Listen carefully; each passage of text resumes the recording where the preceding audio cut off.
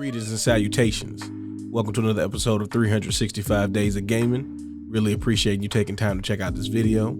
Like, comment, share, subscribe. Greatly appreciate it. So thank you in advance. Now this one we going back to a simpler time, and I got even a copy of the actual game that we're going to be talking about today. So let's talk about Mortal Kombat. This is the reason I bought a Sega Genesis, right? Obviously I wanted to play Sonic, but for those of you who don't know, when Mortal Kombat was released on consoles, the SNES version did not allow blood. Nintendo was very much against that. That's okay, understandable. But I was a kid, and a kid who could not get to arcades on a regular basis. So in order for me to enjoy the closest to the arcade version, I needed a Genesis. And at the time I was picking between either getting a SNES or a Genesis. It was a very important decision. It was a pivotal moment in my life. And Mortal Kombat was the tiebreaker in all of this. And I know it sounds crazy now to just be like, oh, well, you know, the finishers are slightly different and all of that. No. This had blood. Okay. You had to put a code in to do it, which I had to look up, but it still has blood in it. Yes. Just those little droplets it was that serious during that time. And I just remember like going through it and even playing it now, like I understand the limitations of it, but I also can very much see why young Darius would want to play this game. Like first and foremost, it is one big martial arts tournament, you know, just like Street Fighter was, right? And this one was closer to the actual movies that we were watching. You know, this was like Bloodsport, yes, like people were getting killed. Wasn't none of that handshake and, you know, fireballs and all of that. Though there was some magic involved in all of it, it always felt more grounded than Street Fighter. Like this was the realistic depiction of what would happen if people were going at it from different martial arts backgrounds, right?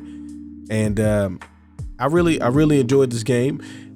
The game is very difficult, let me say. Like it gets to a point where the computer is going to, you know, start controller reading, so you have to try to trick it, and you know, basically you have to cheese the game at the end. But this was before they had combos or anything like that. So any kind of like multi-hit moves you could do were like, you know, mind-blowing at the time. So being able to do something like freeze, uppercut, and then do the slide with Sub-Zero, like it was mind-blowing.